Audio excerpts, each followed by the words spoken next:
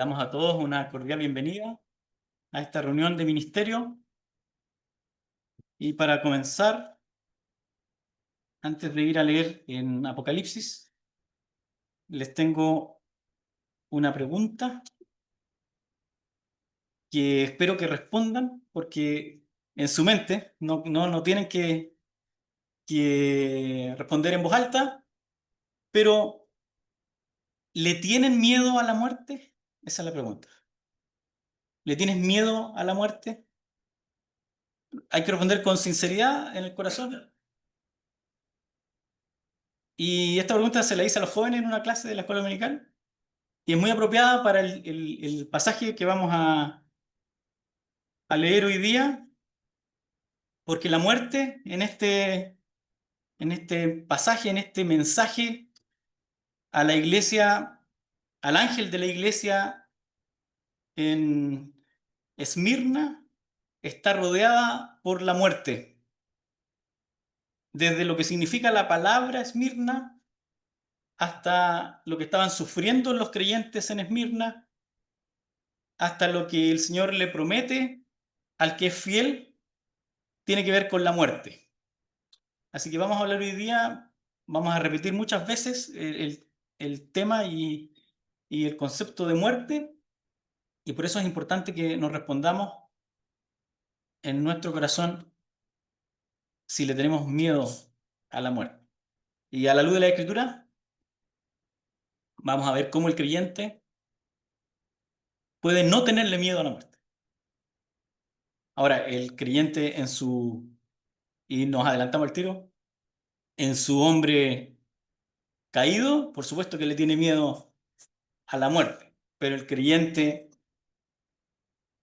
en su hombre renovado y renacido ya no debe tenerle miedo a la muerte, porque el Señor fue el que vino justo para eso, para librarnos no solo de la muerte que conocemos, la que hemos experimentado en nuestros cercanos que pasan por esta separación de la muerte, sino que a la muerte segunda, que es lo que viene para el que no es creyente. Leamos en Apocalipsis el capítulo 2,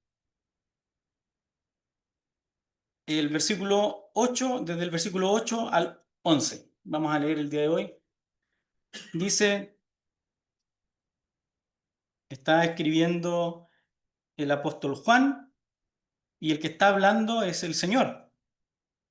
El Señor que se le apareció a Juan con voz de trompeta, le dice, y escribe al ángel de la iglesia en Esmirna, el primero y el postrero, el que estuvo muerto y vivió, dice esto, yo conozco tus obras y tu tribulación y tu pobreza, pero eres rico, y la blasfemia de los que se dicen ser judíos y no lo son, sino sinagoga de Satanás.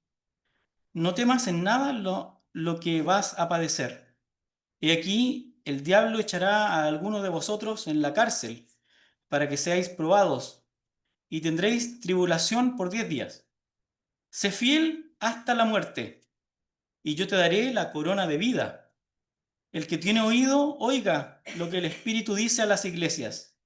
El que venciere, no sufrirá daño de la segunda muerte. Hasta ahí en la lectura.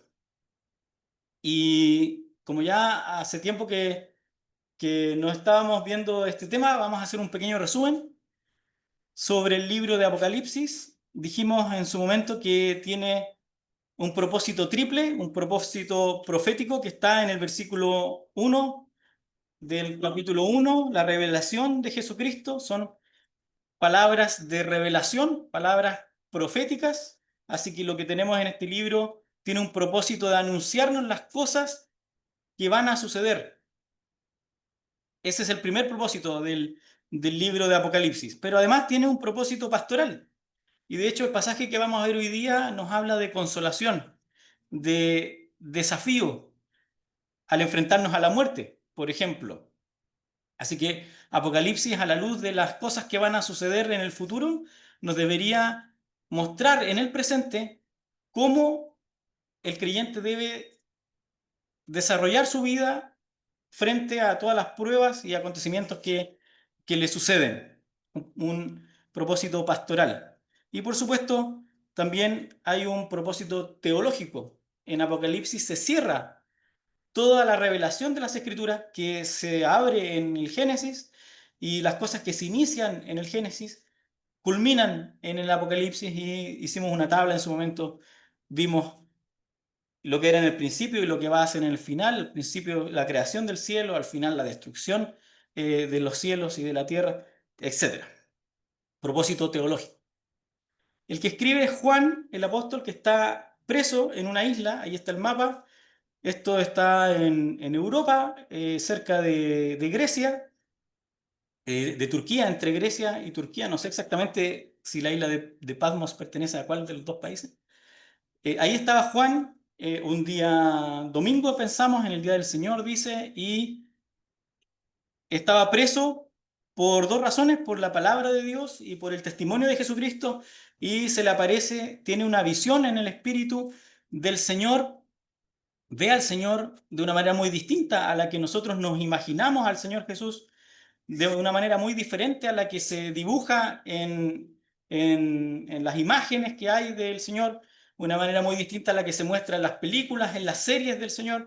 Lo que vemos aquí es al Señor glorificado, con una voz de trompeta que hace caer como muerto a los pies a Juan, con unos ojos de llama de fuego que escudriñan hasta lo más profundo de su ser, con, con un cabello blanco y con una vestidura que llegaba hasta los pies, unos pies que pisan fuerte, refulgentes como en un horno.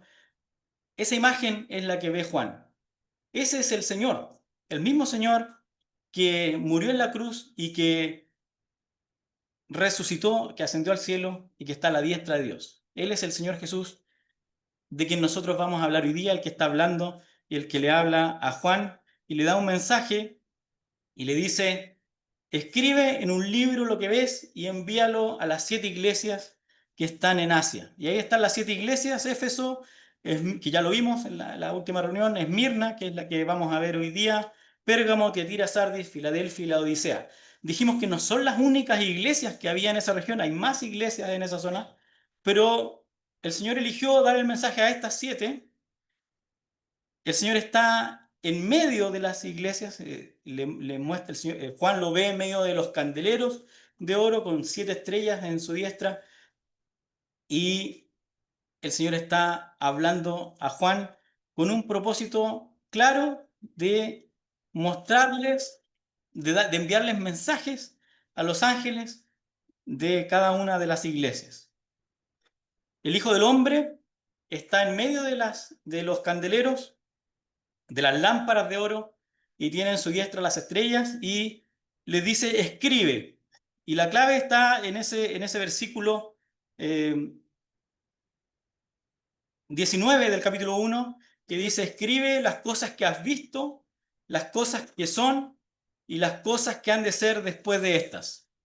Y así podemos dividir el libro de Apocalipsis en 3 partes: las cosas que has visto, lo que él acaba de ver al Señor glorificado, Cristo que está comunicándose con Juan; las cosas que son los mensajes a las 7 iglesias; y las cosas que han de ser después de estas, desde el capítulo 4 hasta cuando finaliza el libro con los cielos nuevos y la tierra nueva. Para terminar el resumen, el Señor le da el misterio de las cosas que está viendo. Le dice: las 7 estrellas que has visto son los ángeles de las 7 iglesias, y los 7 candeleros que has visto son las 7 iglesias. Así que el Señor, en medio de su pueblo, escudriñando las iglesias, el Señor lo tenemos aquí caminando entre medio de los candeleros, y nosotros como iglesia en Concepción nos podemos identificar con alguna de ellas o con todas ellas, o cada creyente se puede identificar en algún momento de su vida con alguno de estos mensajes. Podemos usarlo de diferentes maneras. Los mensajes eran mensajes directos a las iglesias que estaban en ese momento, que existían. También encontramos un relato desde el inicio de los tiempos, desde el inicio, desde que el Señor ascendió al cielo y llegó el Espíritu Santo, desde el inicio de la iglesia. podemos encontrar claramente un relato a la luz de los mensajes de la historia de la iglesia hasta el final, hasta la Odisea, y también cada iglesia en alguna parte del mundo se puede identificar con el mensaje, como por ejemplo el mensaje de Esmirna. Quizá algún hermano hoy en el siglo XXI, 2000 años después que se escribió este libro, puede identificarse con lo que el Señor le habla a la iglesia, al ángel de la iglesia en Esmirna. Va a hablar de muerte, va a hablar de permanecer fiel, va a hablar de prueba, va a hablar de triunfo. Así que ya leímos el pasaje y veamos entonces en los minutos que tenemos de qué se trata. Y escribe parte diciendo el mensaje al ángel de la iglesia en Esmirna. La iglesia en Esmirna. Dijimos ya en su momento que el ángel, hay varias ideas de lo que puede ser el ángel. Las estrellas, el misterio era las estrellas que tenía el Señor en su diestra, y dijo el Señor que el misterio era que las estrellas eran los ángeles de las iglesias, pero que nosotros sepamos, las iglesias no tienen un ángel, por lo menos no tienen un ángel de la guarda, o algún ángel que cuide a la iglesia, hasta donde sabemos. Pero sí, algunos, por ejemplo, piensan que el ángel podría ser el pastor de la iglesia. Entonces el mensaje es como el líder de la iglesia. Podría ser, por el contexto pareciera que no.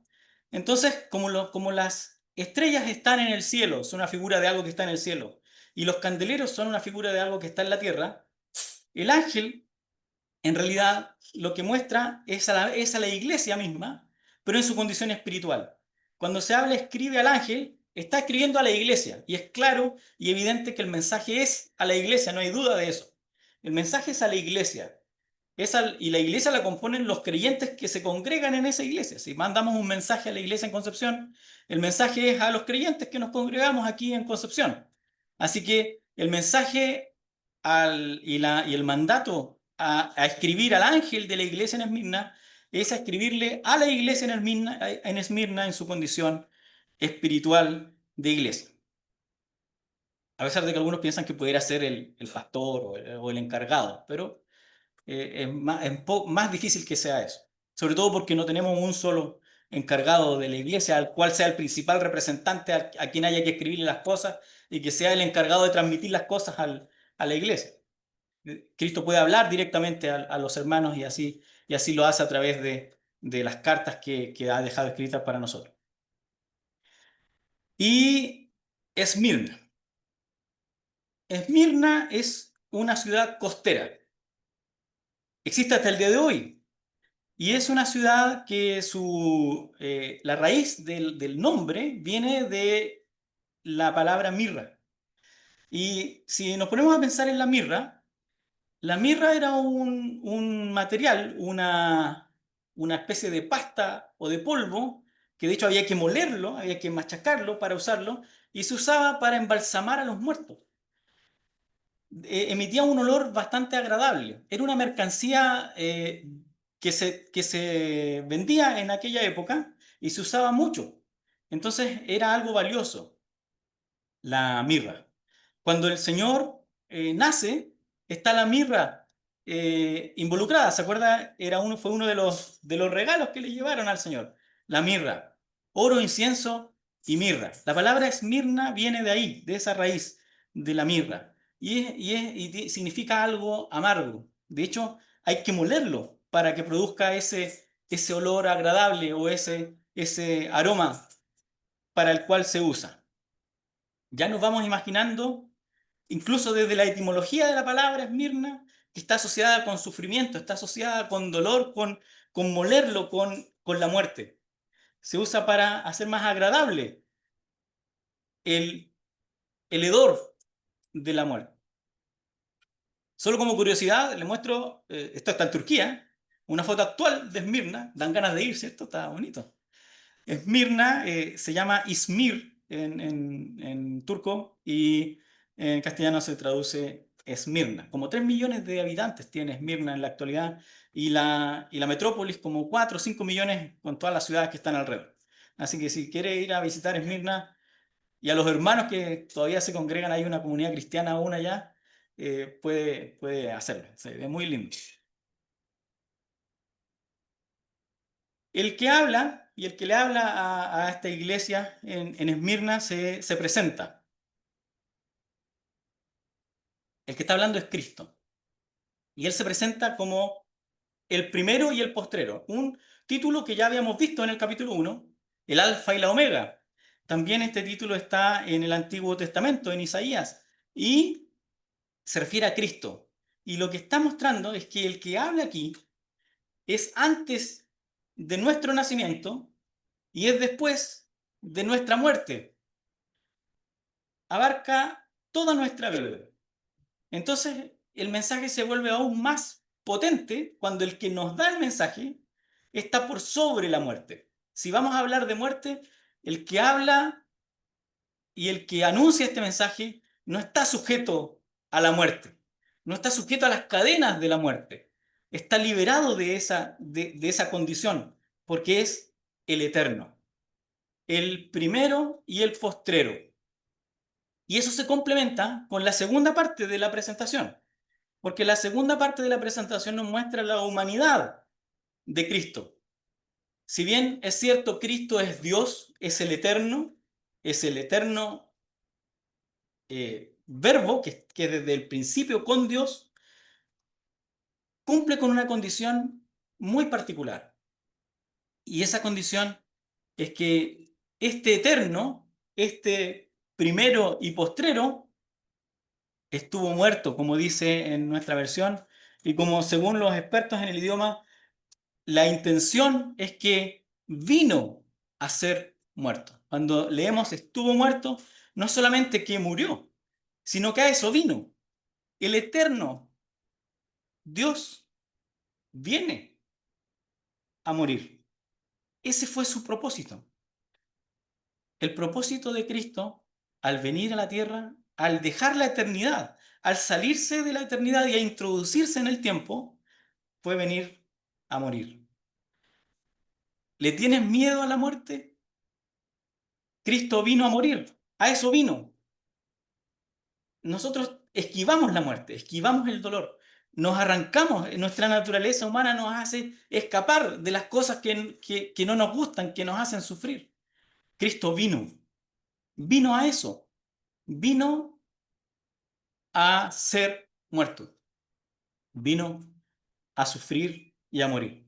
¿Por qué lo hizo? Las escrituras nos muestran que lo hizo por amor, que lo hizo por misericordia, que lo hizo por vernos a nosotros desde antes que nosotros hubiésemos incluso nacido. Nos vio y nos escogió para salvarnos. A eso vino. Vino a ser muerto. Pero no quedó muerto. El eterno que se hizo hombre, que tomó forma humana, que murió, no quedó ahí en el sepulcro, sino que vivió. El que murió ha vuelto a vivir. Y eso es lo sorprendente, que el eterno Dios, en la persona del Hijo, vino, murió, resucitó y ahora está a la diestra de Dios y nos da este mensaje. Él es el que da el mensaje, es el eterno que vino a ser muerto y que ha vuelto a vivir. Así que a la luz de solamente del anuncio de quién es el que da el mensaje, ya nos podemos hacer una idea de qué se trata y cómo deberíamos tomar este mensaje. Un tremendo mensaje para nosotros, para los creyentes en Esmirna en primer lugar, y para nosotros también el día de hoy. Antes de seguir, debemos decir que dar un poco del contexto de cómo estaban pasándolo los creyentes en Esmirna.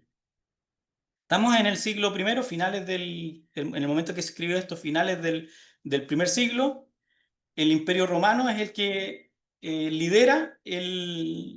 líder político, Roma es el líder político, y Esmirna en particular, por ser una ciudad importante, un puerto, era muy fanática, y de hecho la historia de Esmirna lo muestra como fanática del Imperio Romano. hasta el punto de tener ídolos, de levantar imágenes del César y de todo lo que significa Roma. Por lo tanto, si Roma estaba en contra de los cristianos, de los primeros creyentes, los habitantes de Esmirna también, porque estaban a favor del gobierno, del imperio. Ellos eran fanáticos del imperio. Entonces, si los cristianos eran perseguidos por Roma, los de Esmirna también iban a perseguir a los cristianos. Y los cristianos de la época estaban sufriendo. Estaban sufriendo, como vamos a ver en lo que sigue del mensaje, estaban eh, sufriendo persecución.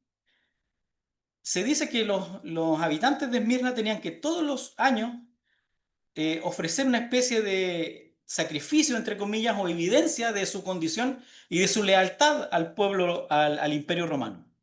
Con esa declaración de intenciones de ser favorable al imperio, podían comerciar y podían tener una vida relativamente tranquila. El que no lo hacía era separado de las actividades comerciales y de las actividades sociales del pueblo. Obviamente un creyente no iba a estar adorando ni haciendo acciones a favor del imperio, iba a separarse de esas actividades. Por lo tanto, esa separación o esa falta de declarar su intención favorable al imperio de manera explícita le iba a traer como consecuencia una merma en su capacidad de comerciar y por lo tanto pobreza, como vamos a ver a continuación. En cuanto a lo religioso, como todo el imperio romano y que venía de los griegos antes, eran muy religiosos. Tenían, de hecho, en los cerros, ahí vimos en la foto que se veía como la parte costera y en el fondo de los cerros, todos los cerros se dice que estaban llenos de lugares altos para adorar diferentes ídolos. Entonces, cuando el habitante de Esmirna declaraba sus intenciones favorables al imperio, podía después ir a adorar al dios que quisiera. No le iban a restringir adorar a uno o a otro Dios, pero sí tenía que ser partidario del imperio. Se dice que un mártir conocido, Policarpo, de Esmirna, que fue martirizado, fue quemado en la hoguera cuando dicen que cuando los creyentes, los cristianos eran martirizados, veían y alzaban su vista y veían toda esa, en una especie de corona que se formaba en los cerros de todos los lugares altos donde se sacrificaban ídolos a los dioses. Pero levantaba un poco más la vista y veía el cielo, donde estaba la corona que vamos a ver real, que es la corona de vida a la que el creyente fiel espera. Muy bien, eso como contexto de la Esmirna de la época. El pasaje sigue diciendo, yo conozco, el Señor habla, yo conozco tus obras, taché tus obras, porque algunos dicen que no está en los escritos más antiguos, sino que fue agregado para darle como contexto a todos los otros mensajes a las iglesias que hablan de tus obras, para que todas fueran similares. Pero en realidad, si pensamos en este mensaje, cuando un creyente está sufriendo y está sufriendo persecución, no tiene que comer, no tiene trabajo, muchas obras no puede hacer. Entonces, vamos a darle el énfasis a las otras cosas que el Señor conoce, que ahí resalté como la tribulación, la pobreza y la blasfemia de los que dicen ser judíos. Entonces, el obras aparentemente no estaría aquí. Sin embargo, igual hay obras que el creyente va a hacer, aunque aún esté en esa condición.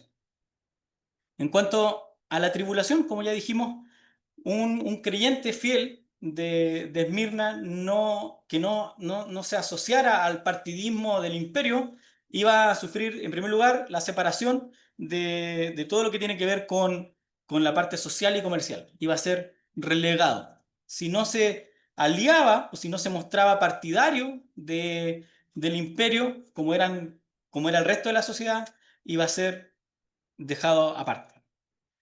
Algo similar a lo que ocurre hoy en día con nosotros los creyentes cuando sufrimos pérdida en otra magnitud, porque a nosotros aquí en Chile por lo menos no nos andan persiguiendo ni tampoco nos van a querer matar. Pero sí hay pérdida muchas veces por no asociarse con el mundo. Y el creyente que quiere mantenerse apartado de muchas cosas que comúnmente se hacen en el mundo, va a sufrir también, va a sufrir pérdida. La tribulación es presión, presión social y presión comercial, bajo la que viven los habitantes, los creyentes fieles, y el Señor recalca y reconoce esta condición y esta presión en la que están siendo sometidos. Esa presión trae, por otro lado, pobreza. Al no poder trabajar, nadie los iba a contratar, no les permitían comprar ni vendernos así. Pensar un poco en cómo va a ser la gran tribulación, donde los que no se dejen marcar tampoco van a poder comerciar, va a haber una marca para poder comerciar. Es una forma de separar rápidamente a los que son verdaderos creyentes de los que no. Porque el que no es verdadero creyente rápidamente se va a dejar nomás y va a privilegiar su estómago o su bienestar por sobre lo que es ser fiel a Cristo y a su palabra. Por lo tanto, los creyentes fieles de Esmirna eran pobres. Yo conozco tu pobreza. No tenían ningún recurso, eran pobres al extremo de padecer hambre, tremendamente pobres en lo material. Pero por otro lado, entre paréntesis, escribe, pero tú eres rico, rico en lo espiritual. En la Escritura se nos muestra, y el Señor principalmente mostró, que la riqueza que vale no es la de este mundo. Y si pensamos en la muerte, cuando nos vemos enfrentados a la muerte, ninguna riqueza vale. ¿De qué le sirve a alguien tener toda la riqueza del mundo si sabe que al otro día va a morir? Si alguien tiene que negociar con otra persona, pero esa otra persona sabe que va a morir al siguiente día, no tiene nada que negociar. Si va a morir, no le importa seguramente nada de sus riquezas. Si, quizás se puede preocupar de su familia, un poco de dejarlos bien, pero aparte de eso no puede hacer mucho más. Las riquezas de este mundo se acaban y se quedan aquí en la tierra.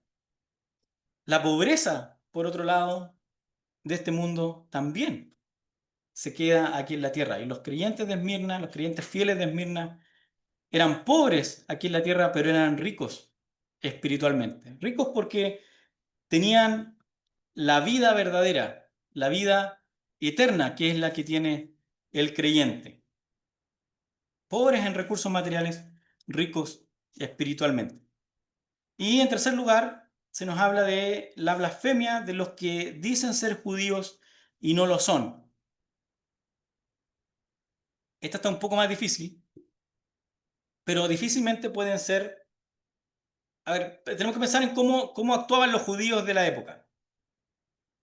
Ahí les puse la cita de Romanos que hablan de que el judío en realidad no es el que es solamente judío de sangre. Esos son los pasajes que ustedes pueden ver. Los judíos de la época eran favorables o era una religión aceptada. La religión judía era una religión aceptada así como el resto de las religiones por el imperio. Y el judío que quería practicar la religión tenía que cumplir también con aceptar el imperio y tenía que hacer todas estas acciones favorables al imperio, tenía que hacerse amigo del imperio. Los judíos eran buenos para eso porque les gustaba también comerciar y eran expertos en eso. Pero en cuanto a la parte de cumplir con las tradiciones judías, estos judíos son mencionados aquí como sinagoga de Satanás. O sea, estaban muy apartados de la verdad de Dios y de las escrituras.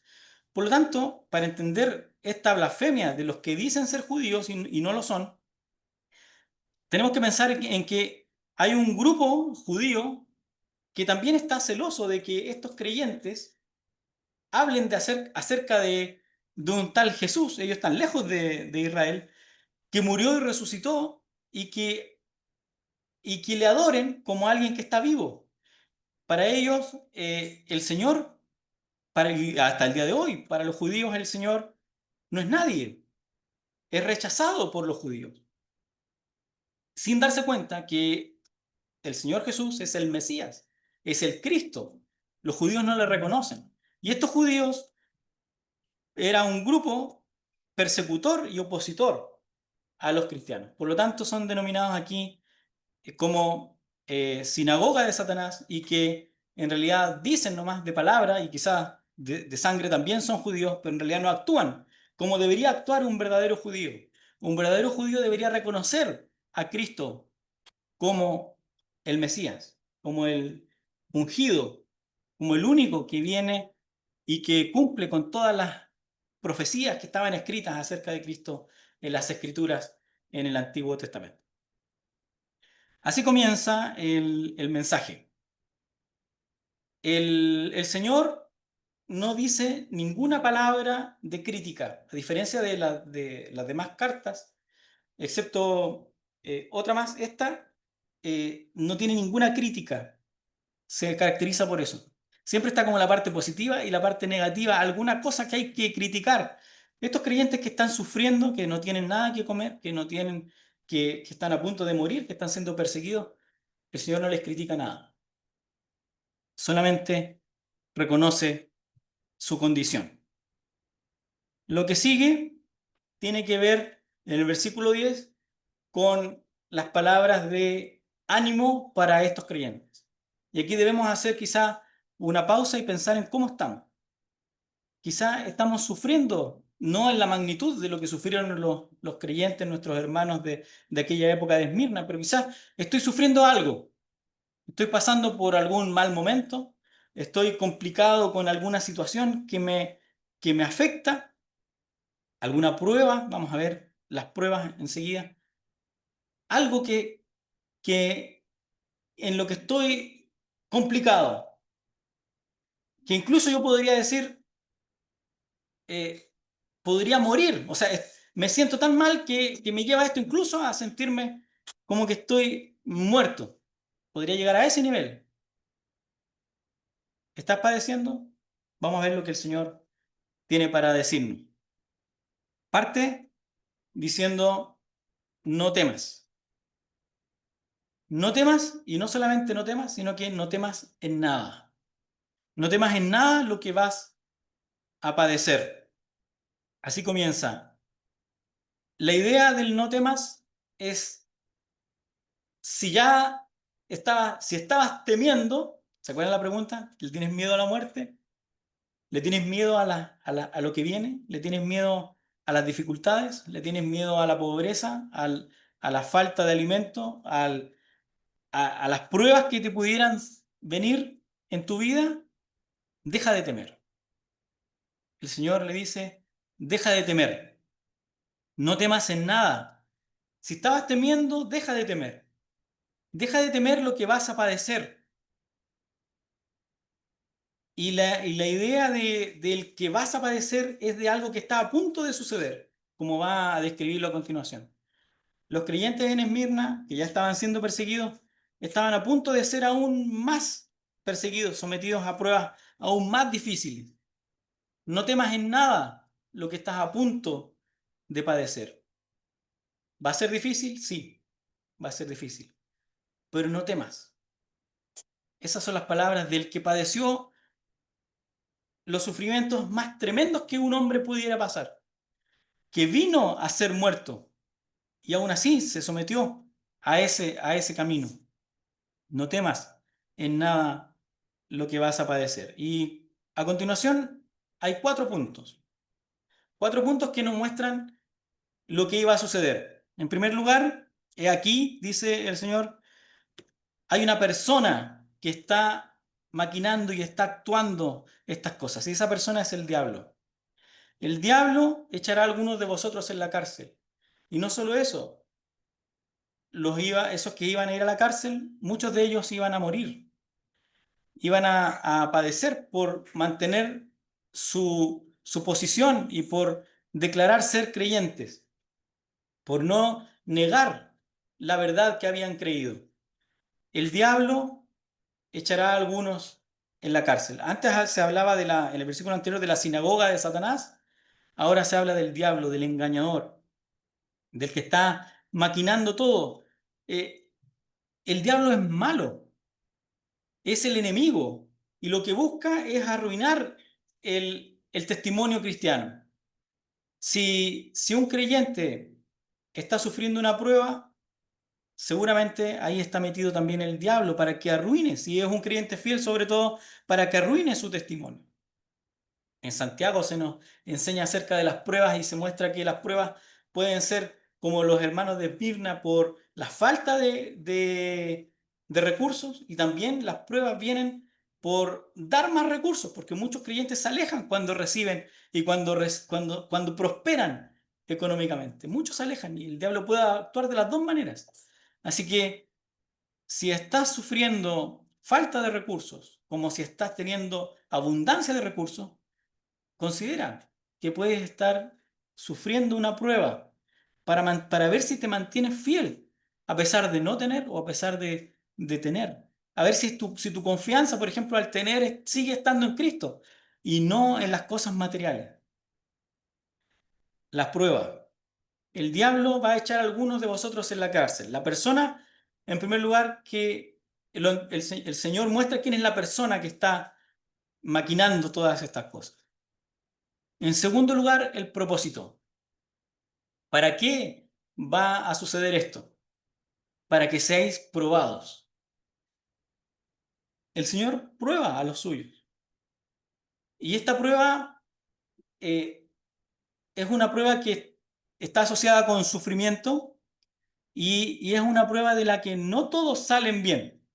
No es esa prueba que se somete a alguien para probar que es válido, sino que es una prueba en que algunos aprueban y otros pueden fallar. Que no seamos de los que fallamos cuando somos sometidos a las pruebas. No se da ninguna crítica aquí, pero sí las palabras finales del mensaje hacen ver que hay alguien que vence. Y si hay alguien que vence, seguramente en el grupo de creyentes de Esmirna habían algunos que no vencieron. Y el llamado para nosotros el día de hoy es a examinarnos, a ver cómo está nuestra convicción, cómo, es, cómo estamos en nuestra fe, en lo que creemos. Cuando somos sometidos a pruebas, ¿las pasamos bien o andamos flaqueando? El propósito es para que seáis probados, para que seáis puestos a prueba. En tercer lugar, hay un periodo. Este periodo va a ser de 10 días. Es difícil tratar de entender qué pudiera significar los 10 días. No tenemos ninguna herramienta en el contexto para saber si estos 10 días, como algunos pueden pensar, son 10 años o es un periodo más largo. Por la historia entendemos que las persecuciones de los creyentes duraron varios siglos. Aquí se habla de 10 días, así que lo vamos a entender como lo que son 10 días. Pudo haber sido un periodo extremo de prueba que duró 10 días, no lo tenemos en la historia, pero lo que sí sabemos o lo que en el contexto podemos aplicar y apreciar es que está acotado. La prueba siempre tiene un periodo y el propósito que Dios tiene es para que el creyente que es probado salga mejor y crezca en esa prueba para que venza la prueba. Un periodo acotado. Van a tener tribulación por 10 días. Y la promesa para el que se mantiene fiel es que va a recibir la corona de vida. ¿Se acuerdan que hablábamos de la muerte? Fíjense que dice ser fiel hasta la muerte. No quiere decir que todos los creyentes de Esmirna fueron martirizados y murieron. No. Algunos probablemente no, algunos sí, pero otros no.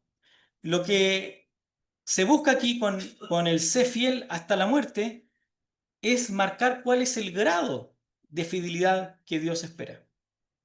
No todos los creyentes en Esmirna iban a ser martirizados, iban a morir, iban a ser echados a las fieras o iban a morir de hambre porque no iban a tener que comerciar. Pero sí, todo creyente de Esmirna y para nosotros también se nos exige una fidelidad con este grado, fidelidad hasta la muerte. ¿Cómo está nuestra fidelidad?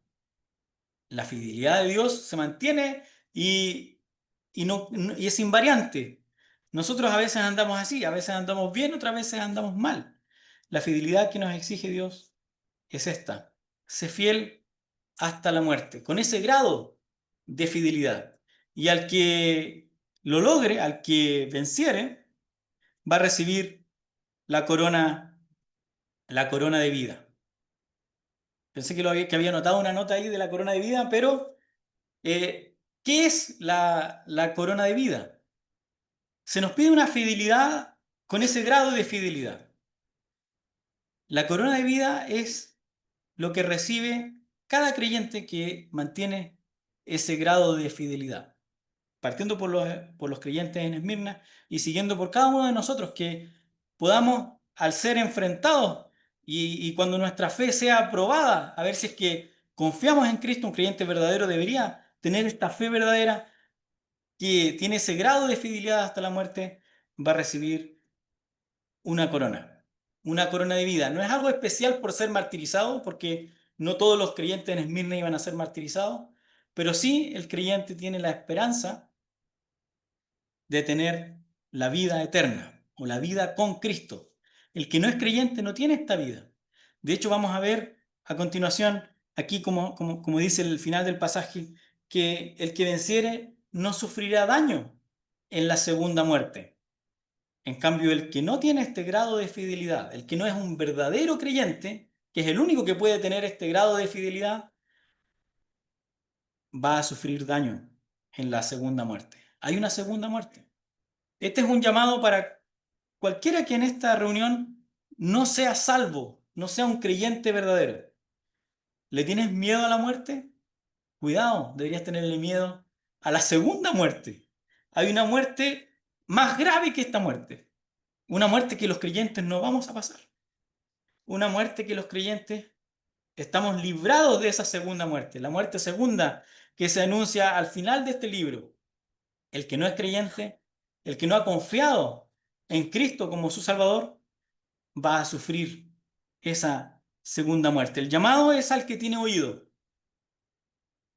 El que tiene oído, ponga atención en lo que el Espíritu dice a las iglesias. El hecho de que estén las iglesias nos muestra que este mensaje no aplica solo a los hermanos de Esmirna, sino que aplica a todas las iglesias en el futuro, a nosotros también, en el día de hoy.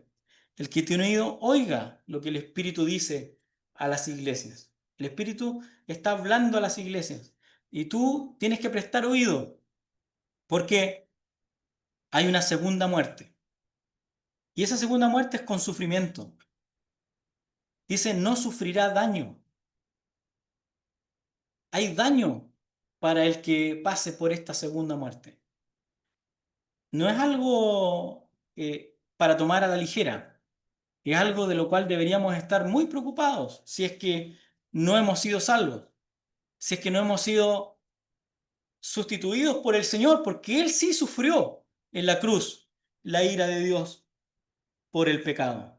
Pero si Él no es mi sustituto, si yo no he creído en Él como mi Salvador, entonces voy a sufrir la segunda muerte. No voy a ser un vencedor como el que está aquí, sino que voy a sufrir. Para el que venciere, la idea de no sufrirá es la palabra más explícita de que no habrá daño, no habrá en absoluto ningún daño. Es una certeza absoluta. Si tú eres salvo, tienes la certeza absoluta de que no vas a sufrir daño en esa segunda muerte. Si no lo eres, cuidado, porque pudieras sufrir el daño eterno de estar separado de Dios por la eternidad. Ese es el mensaje a la iglesia en Esmirna. ¿Y tienes miedo a la muerte? Para terminar, quiero invitarlos a leer un pasaje en Hebreos que nos muestra sobre el temor de la muerte. Hebreos capítulo 2. Hebreos capítulo 2 dice, vamos a comenzar en el versículo 14. Así que, por cuanto los hijos participaron de carne y sangre, él también, el Señor, también participó de lo mismo, Cristo, Señor Jesús, participó de lo mismo con este propósito, para destruir por medio de la muerte al que tenía el imperio de la muerte, esto es, al diablo. Y aquí está el versículo. Y librar a todos los que, por el temor de la muerte, estaban sujetos durante, estaban durante toda la vida sujetos a servidumbre.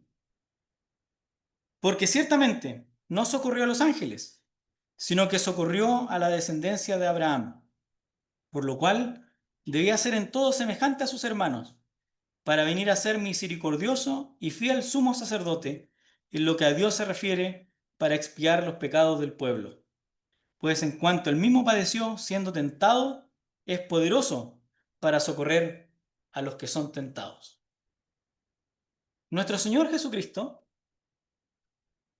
participó, dice el versículo 14, de carne y sangre, así como nosotros, y nosotros somos de carne y hueso, somos seres humanos. Cristo participó de lo mismo. ¿Se acuerdan que leímos que cuando se anuncia que vino para ser muerto? Él vino para ser muerto participando de carne y sangre, haciéndose hombre, 100% hombre. Participó de lo mismo. ¿Cuál fue su propósito? Vino a ser muerto. ¿Pero qué logró con esa muerte a la que vino? Fíjense el versículo 14 al final. Para destruir al que tenía el imperio de la muerte. Con su muerte destruye al diablo, al que tenía las cadenas de la muerte para atraparnos. Y entonces ahora nosotros, tú y yo, que somos salvos, si es que eres salvo, puedes ser parte de los del versículo 15. Librar a todos los que por el temor de la muerte estaban durante toda la vida sujetos a servidumbre.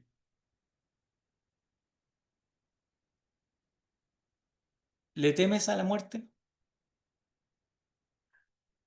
El creyente, por el temor de la muerte, estaba sujeto a servidumbre, estaba amarrado por las cadenas de la muerte, sujetos a hacer lo que la muerte produce. ¿Y qué produce la muerte? Muerte. La muerte no produce frutos. Una planta que está muerta no puede dar frutos. Está amarrado, encadenado a la muerte por Satanás, el que tenía el imperio de la muerte. Pero Cristo, haciéndose hombre, vence al que tenía el imperio de la muerte por medio de su muerte. Y dice que no socorre a los ángeles, sino que a nosotros, a la descendencia de Abraham. Y al ser semejantes a nosotros puede ser misericordioso. El Señor es misericordioso, porque Él padeció de lo mismo. ¿Estás padeciendo pruebas? El Señor padeció de lo mismo, dice. Él mismo padeció siendo tentado. Fue tentado en todo. ¿Estás siendo tentado? ¿Estás pasando por pruebas? El Señor padeció de lo mismo. ¿Tú piensas que por esas pruebas vas a morir? El Señor ya murió. El Señor te va a revivir. Si no es aquí en la tierra, porque por alguna razón tengamos que por padecer morir, tenemos la esperanza de que en el cielo vamos a tener vida eterna, la corona de vida y la vida eterna con Cristo, donde estaremos para siempre en su presencia. Que, que la muerte no sea algo que nos cause temor, porque las cadenas de la muerte ya fueron rotas por Cristo. Él ya murió. Y si aún tienes temor, el Señor es el que puede librarte de ese temor. Si no eres salvo, pon atención, porque es necesario que creas en el Señor Jesucristo como tu Salvador para que no pases por esa y sufras las consecuencias de esa segunda muerte.